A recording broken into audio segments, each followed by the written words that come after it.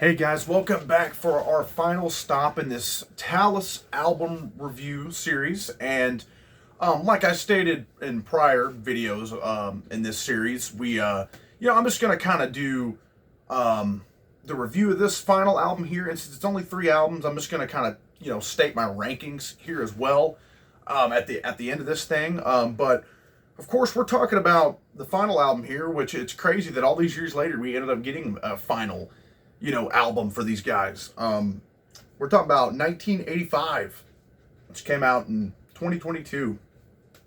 Really cool album cover there. It shows the DeLorean on there because, I mean, this album really is a time capsule here. There's Billy Sheehan and the gang, and of course, rest in peace, Phil Naro on lead vocals. Billy wrote a really nice foreword in here for him, who, he died shortly before, or I think before the album came out, in 2021.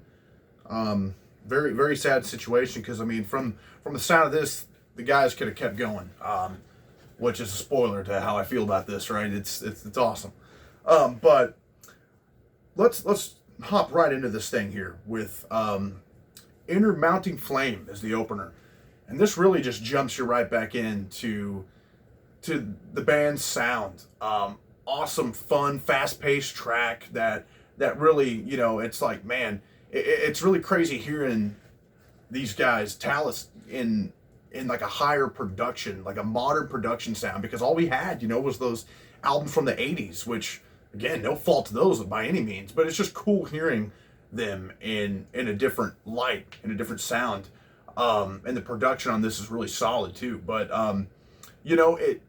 I'll go ahead and say too that this album, after talking to Billy, in the interview I did with him several months back, he said a lot of these songs, if not all of them, were old tracks that they were going to work on an album before he ended up, of course, joining David Lee Roth. So really cool they kind of dug up some of this, and that's what really makes this a time capsule, and this really a fitting album cover and theme overall for this album. So that's really cool. But yeah, Inner Mounting Flame is awesome. Everybody's sounding great on here. Phil Naro's vocals are incredible, as they always are. And just, I mean, it's wild how well he had taken care of his voice. He's really still got that high range and everything. But first track, Inner Mounting Flame, solid stuff. Then we go with I'll Take the Night. I like this one. I like the bass work right off the bat. This is, as usual, they kept that kind of bass heavy sound where, like, in the mix, there's always, like, you're always hearing Billy, thumping around and doing his thing and shredding and going off, and I love it. And on this one, it's got a really cool rhythm and everything, and I really like this track for sure. Then we go with track number 3. This is one of my favorites off here. We're going with Crystal Clear. It's got kind of a reggae type feel to it, like the Police almost, right? But and almost like Roxanne from the Police, and I really love that. It's cool hearing them kind of experiment, even on kind of a return album, really kind of experiment and do something a little bit different. So Crystal Clear is one of my favorites, and definitely a standout on here, as it's unlike really anything they had done on the prior records. Then we go with Don't Try to Stop Me Tonight. This one's cool. I like this one. I like hearing, Billy get a little singing in near the end of this track. So, solid stuff there. We go with another one of my favorites, Do You Feel Any Better? This one's got kind of a big feel to it, a Mr. Big kind of feel to it, just in the, chorus writing and just the way the song structure kind of is, which shows you how important of a member Billy is within the band of Mr. Big, right? I mean, he's got his fingerprints all over that band, as that was, his band that, he got put together and everything. And, you can hear just that songwriting style translate over here on this track with Do You Feel Any Better? Just awesome song. A really cool chorus, really hooky chorus going on here. And that's the same with these other tracks that, all the catchy, hooky melodies that the prior albums had, that feel is back, where these are going to get stuck in your head, and I love it.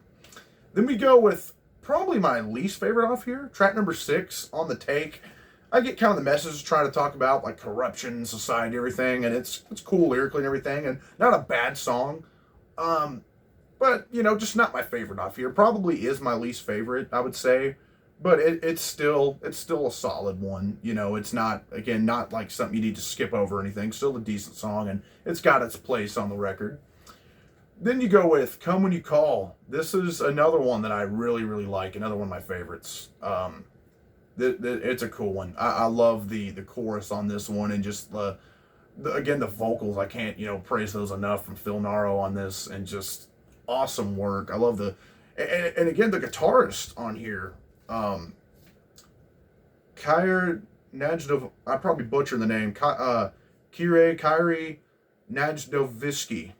Najdovsky. It's, probably from some other country, and he does just an awesome job on here. Like, really shreds it up on here. And Come When You Call, just one of my favorites. He rips an awesome solo on this one. Then we go with The Power to Break Away. Probably another one of my least favorites off here, but it is good. It just kind of doesn't hit me as much as maybe some of the others. But again, not a bad song. It just doesn't really, it's not as hooky or as catchy. It doesn't really jump out to me on an album filled with just, killer tracks throughout.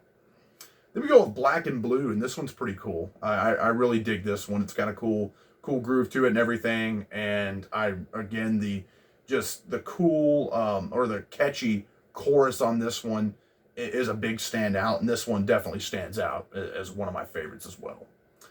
And an absolute favorite of mine here, it might even be my favorite off here. It's either this one or it's Do You Feel Any Better? But Close to the Killer, which actually has Billy Sheehan doing the vocals, the lead vocals through the whole song. And I've made it known before, and even when I talked to Billy in an interview, I was like, man, you had a really cool singing voice. If you hear some of his solo records and everything, like Compression and stuff like that, he has a really cool singing voice, and it really fits the music that's going on here. And I think this is one of the hookiest tracks on the album. Close to the Killer is such a cool track, and I'd probably say it's my favorite off here. Like, I just freaking love it, man. And it's making me really want, like, hey, Billy to hop in, just drop another solo record. I know he's doing his thing with the Fell right now, which are absolutely killing it. That amazing EP that dropped last year. Just some incredible songs. If you haven't heard that, check it out for sure. But I would love to see Billy drop another solo album at some point too. Then we close it out with a very touching instrumental tribute. 714DH, which turned upside down is for Phil, which again, he passed away before the album was able to release. And this is much like the other instrumental tracks that have like the numbers and letters that, you flip upside down and they spell something like Live Sheehan, or Live Bill, Sheehan and all that, and this, it's much like that in that it's just a freaking awesome piece. It's one of my favorites off here. I've made it known again that how much I love like NV4, 3, 4, the one off Sink Your Teeth Into That is one of my favorite instrumental pieces ever. It's just such an inspiring piece, and this one is the same as far as the technique and the really cool sound going on, just really cool stuff off here. And I really, really love that song. I'm a sucker for any of Billy's instrumental stuff he does. Love his tone and everything. But yeah, guys, that's the last one here in this series. Of course, as I do in the ranking series, I like to kind of show off stuff that I'm not ranking, just kind of some bonus stuff. And I'll show off my copy of Live Speed on Ice, live album the guys did back in the 80s. Cool stuff here. And as far as the ranking goes, which, just looking at this, that song Crystal Clear is actually on this album. So I guess it was just never like a studio one. Wow, that kind of shocked me just now. Because I've listened to some of this stuff here and there. I've not really listened to all this all the way through. But wow, that kind of just surprised me. But, as far as the ranking goes, I'd probably say my least favorite would probably be the first album, the self-titled debut. And it's still a solid album. So, these guys are 3 for 3 as far as I'm concerned, as far as, quality records go. That first album's solid, a really good foundation.